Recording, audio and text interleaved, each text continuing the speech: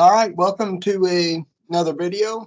In this video, we're going to talk about files or File IO.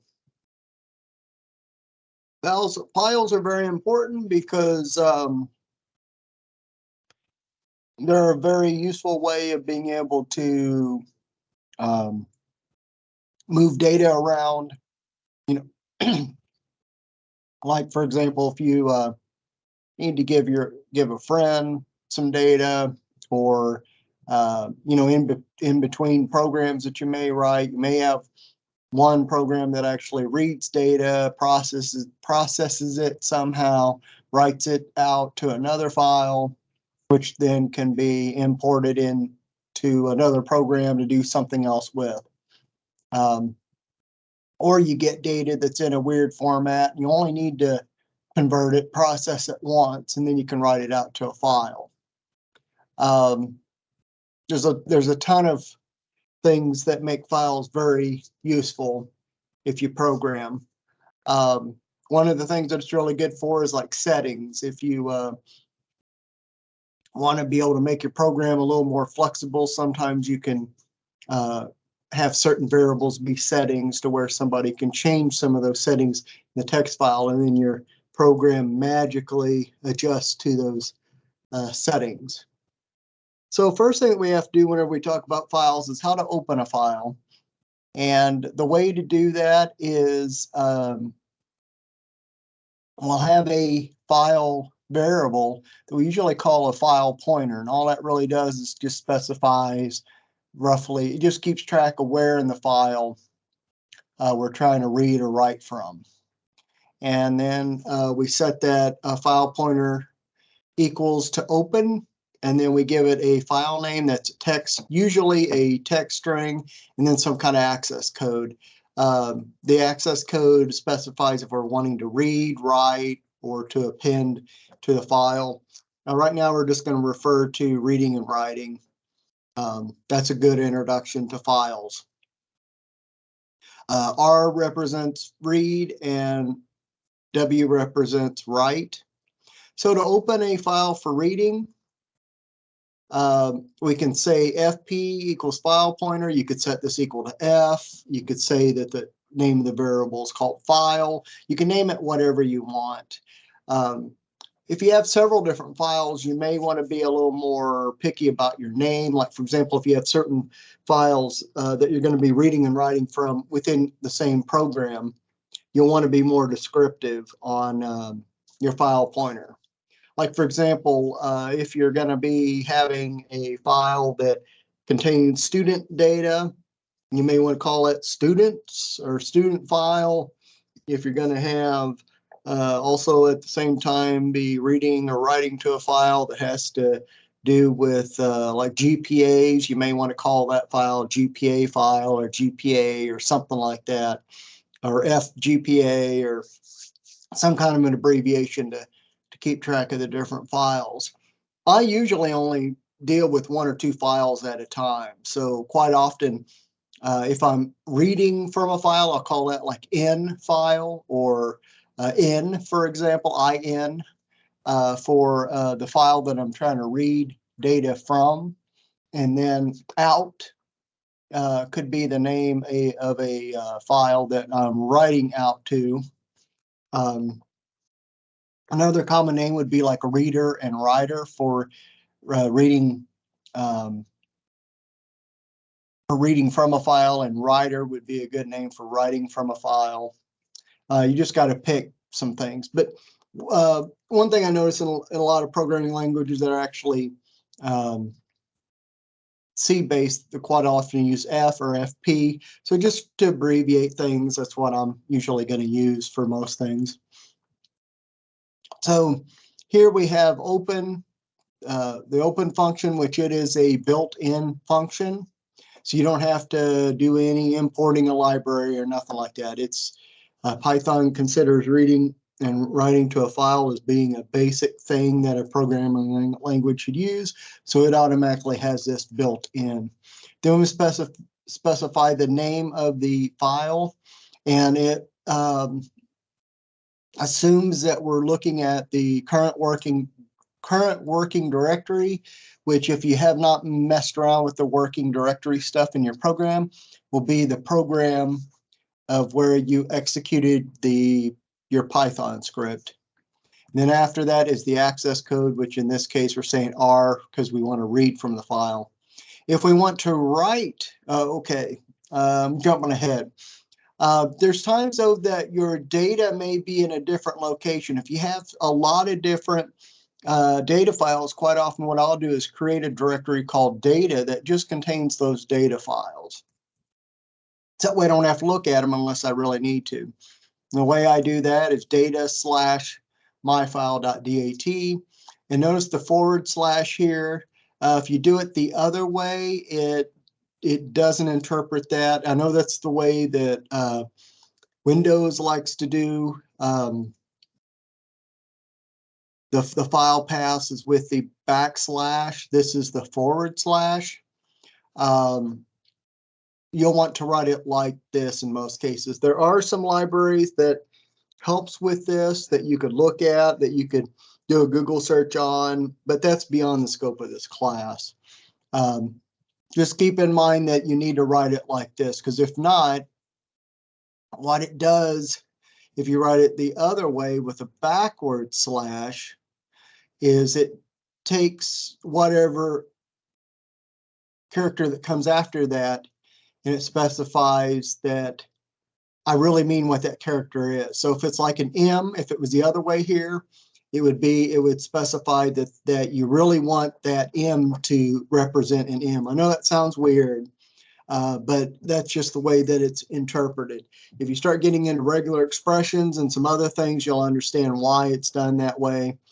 But if you do it the other way, it's like as if Python ignores that /. So you want to make sure that the / is written this way.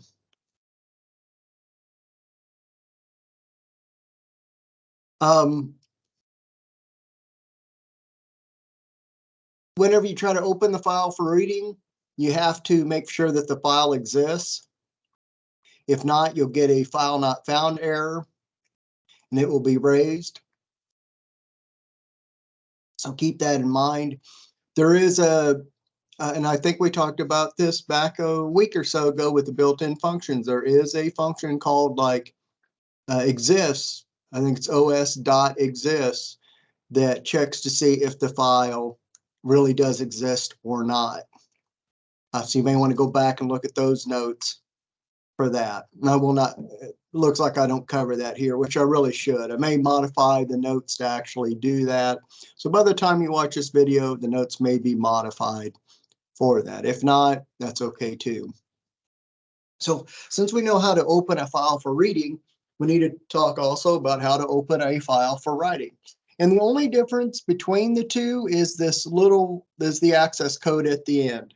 Everything else is exactly the same, except for that. Then you have your name of your file here, and you can name it whatever you want. And then you would have, and it just needs to be a string or something that represents a string. And then a W here, which says that I want to write to a file. So we've talked about how to open a file. Let's talk about how to read from a file. And so the basic syntax looks like this, which would be our file pointer, which in our case up above was, we used FP to represent that, like what we have here. And then we have dot and then the read function, and then open and close parentheses, where if you don't specify a size, how many characters you want to read, it will read the whole file. So quite often, unless you're dealing with a very large file, and what I mean by very large file is many megabytes big. If it's a small file, if it's a text file, you can usually read the whole thing in. If it is megabytes, gigabytes, stuff like that, several million characters, or maybe a trillion characters, something like that, you're going to run into problems. But normally you can just read this without specifying a size. But there are times where you want to specify a size.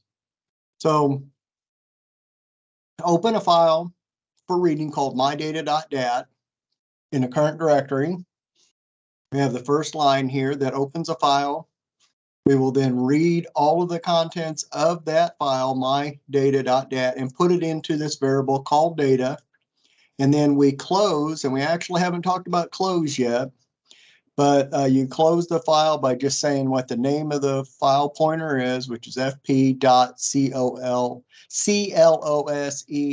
open and close parenthesis, and that closes the file.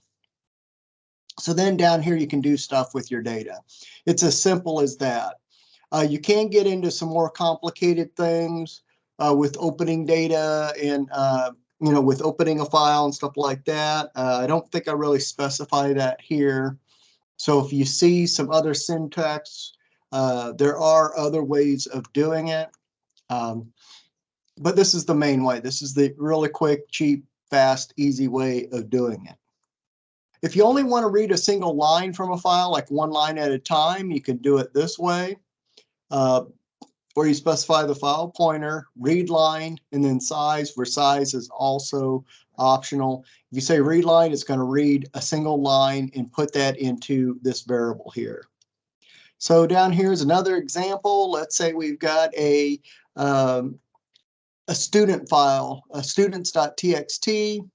We're going to read from that file. We're going to read a single line from that file and put it in this variable called line. And then we're going to say, while we have data in that line, we're going to do something with it. We may print it to the screen. We may do some arithmetic on it. We may massage the data somehow. We may do some things to it. And then once we're done with that, we'll try to read the next line of data. And that'll be our last line here in this loop.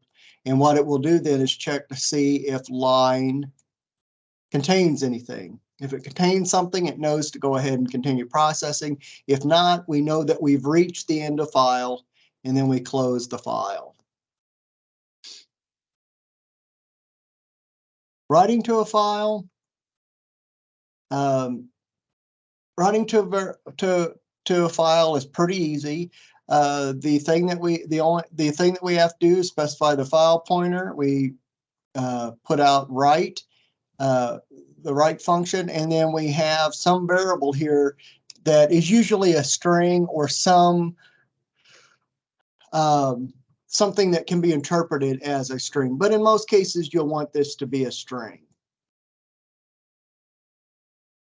So here's an example. Here we're going to create and this is something that's, since this is a brand new file, and we don't have to have data to begin with. This is a good example to copy and paste into Thony or some other Python interpreter and execute this. And what it will do is it'll open a file called myoutput.txt, and we're assuming here that the file doesn't exist.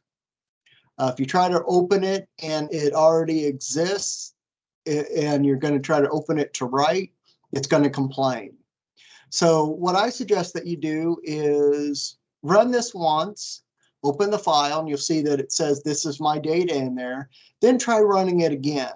And what's going to happen is that you're going to get an error the second time. It's going to say, hey, this file exists and it shouldn't. We got a problem here. So let's actually do that. Let me bring up Thony.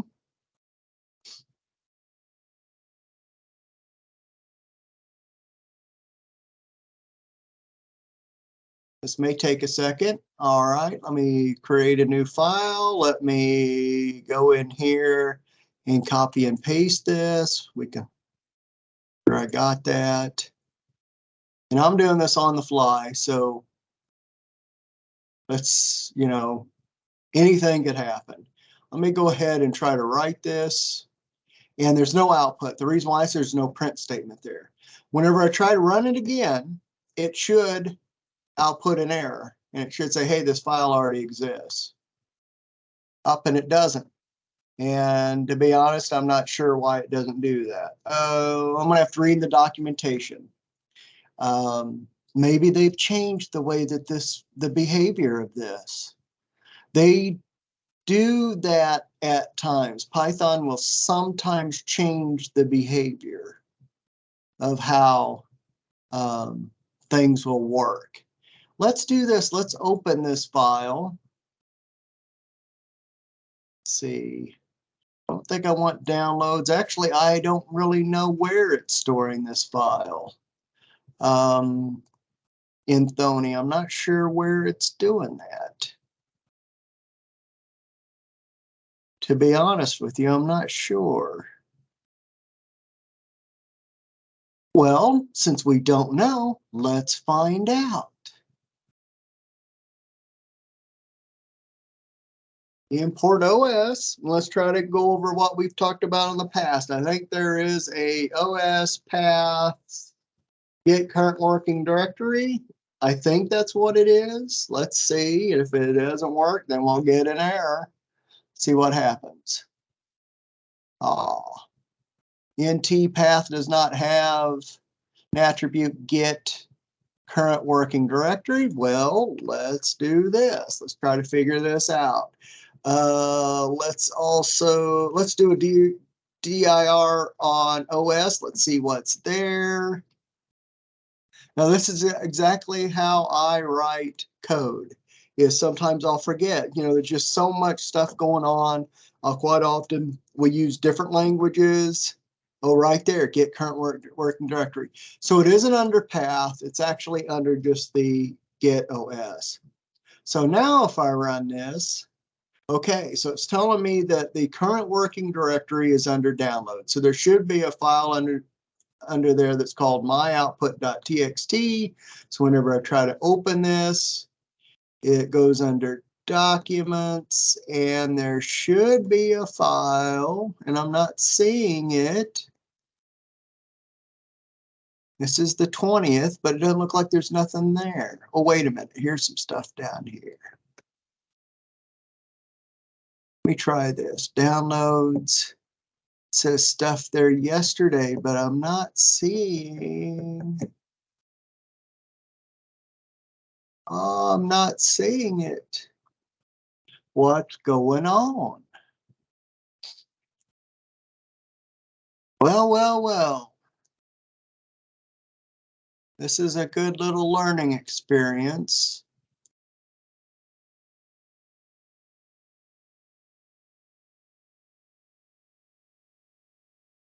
Let me see what's going on. See users, Billy. All right. Well, there it is right there. Now, why it wasn't showing up in Thony, I don't know. But if we click on that, bam, this is my data.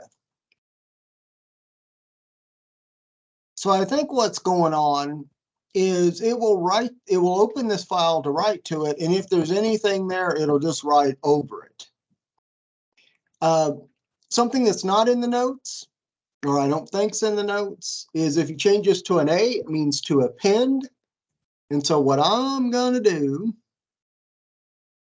is I'm going to run this again. And now I'm going to open up this file over here. And it should have, this is my data twice. Well, let me open it. This is my data. This is my data.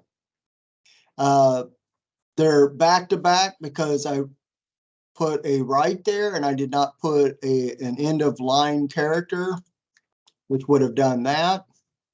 If I go in here, don't save that. Let me go in here. One thing I could do is put an end of line character like that. And if I run this, and actually, let me do this. Let me do a write. So that way it overwrites the data that's there. I don't need to save that. Let me write. And so let's open that file up again. It says this is my data. Let me close that. Let me try to run it again. And then I'll open the file again. Oh, it's because I didn't change that to an A. So let me change it to an A and let me run it. Run it. Let me try to open my file. Actually, I need to close that one. Let me open my file. And there you go. This is my data. This is my data. So that's kind of neat. Now, so I was wrong there with what the write does. It doesn't complain. It just writes over what's there. I think in the older versions, like from Python 2 point something, I think it would complain. I might be wrong. I might be confusing it with a different language, which that sometimes happens. As you start using more and more languages, sometimes you start getting them a little bit confused till you work on them a little bit. So here's an example to where we're going to write the Fibonacci sequence to a file. And remember, the Fibonacci sequence is just, you start off with 1 and 1, and then you take the two previous numbers and add them together. So we get 1 and 1 is 2. The previous two numbers are 1 and 2, so that makes 3. Then we've got 5, 8, 13, 21, and keep going on. So that's a Fibonacci sequence. And so we could write a program that writes that does that and writes the output to a file. And this will write it one line per number. And I'll leave that as an exercise. And actually what I'm doing is going to write the Fibonacci sequence for all values less than 100. Is what happens here. So feel free to copy and paste this, and it'll output those numbers for you. And then to read the Fibonacci sequence, you could do the following. Open the file, read all the contents, and then print out the data. If you want to do it one line at a time, maybe you're wanting to do something with that line, each line as you're reading it, do some kind of processing it, you could write it like this. Which, remember, this is a lot like what we talked about a few minutes ago. We first read a line, then we're going to check to see if there's anything in that line. If there is, we'll print out that line, then we read the next line. So this while statement here is while we have something in the line, while we're reading something and we haven't reached the end of file, print out that line.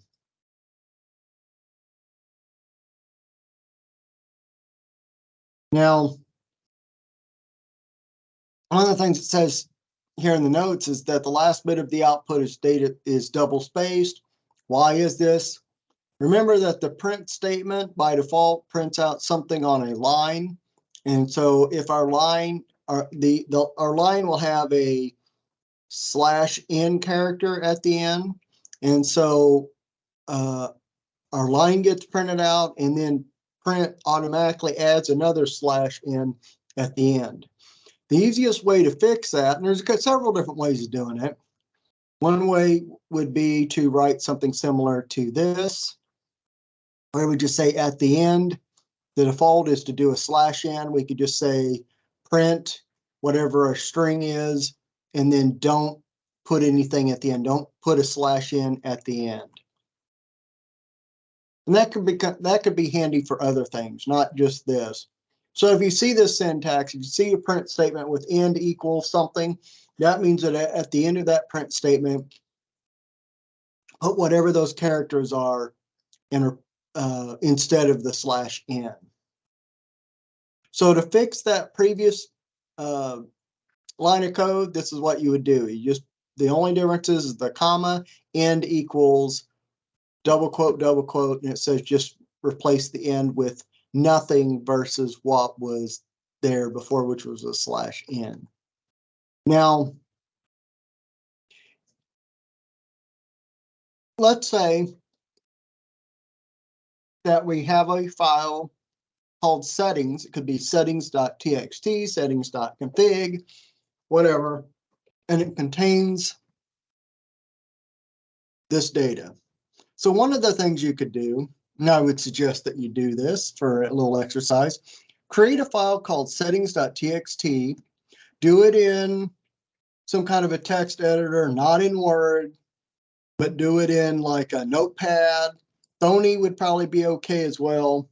Save that file as settings.txt and copy and paste this in there. Then we can read from that file. We can create a dictionary called settings, and we can open that file for reading. And then for each line in this file, this is another way of reading data from a file. Instead of using the while, you could use a for loop, and you write it like this. And for loop knows to look at this file pointer and check to see if it's still valid. Is there still data there? And so we read the line. It automatically puts it in this variable called line. And we split that. We split the line by this colon here. And so we'll have our key, which is these values on the left here, width, height, and time zone. The value is the value on the right of the colon, which is 640, 480, and central, and it prints that out. And just for the heck, let's just go ahead and do that ourselves. So I'll show you how to do that. Let's get rid of all of this stuff. Let's start off brand spanking new. So click on new and let me copy and paste this stuff over. And you go ahead and do this at the same time. Copy and paste it, stop the video if you need to. And if there's any problems, we'll try to figure those out as we go. And I'm going to take this, I'm going to go up and say file save as. And I'm going to say that this is called settings.txt. And I'll change the file type to all files. I don't know if that really makes a difference, but I go ahead and do that anyway, because then I know to save it as a .txt and it won't append on the .py at the end. So I'm going to click on save. Notice it says settings.txt. I'm going to open up another file, and then I'm going to copy and paste this here.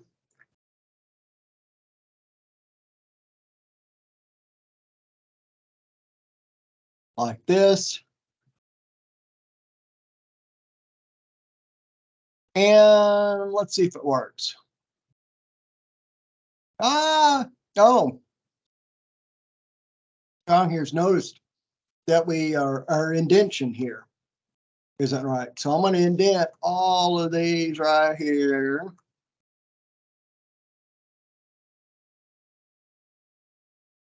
In just a little bit. I'm going to run this again. Bam, there we go. So they're in about 10 lines of code, and that's excluding the comments here, because I put those there to make it easier for you to understand. I probably wouldn't add those there just for myself. I may add a small little comment off the side here to remove something, but I wouldn't probably go into this much detail as you see here on 7, 8, and 9. But what this does then is it takes the data that's in that settings file. Notice here, now we got a width of 640, height of 480, and a time zone of central. Isn't that awesome? Now in my program, my Python program, I could use those settings, do whatever I want. Maybe the width and the height. Okay, maybe that's the screen. I could then, depending on what library I'm using, I can adjust the size of the screen to 640 by 480, or I could do other things based on that. And then instead of hard coding all of that in my program, I've got that settings file to be able to do that. So let's go back to the notes. And I think that's about it. Let me bring this up. Here we go. Yeah. Yeah, and that's it. So here's some additional exercises you can work on if you want to. And that's it. That's a great video. I think that really shows several different things. I like, since I decided to bring up Thony and show you how I kind of went through that, working on some of those problems, finding out what was going on, how to fix them, all of that. I think that is a good demonstration of what a programmer does kind of day in and day out. And they run into things and they're like, oh, I didn't expect that. Why is that? And you try to figure it out, try to figure out what's going on. You make adjustments, fix things, try to run something again. So it's great exercise, really good exercise.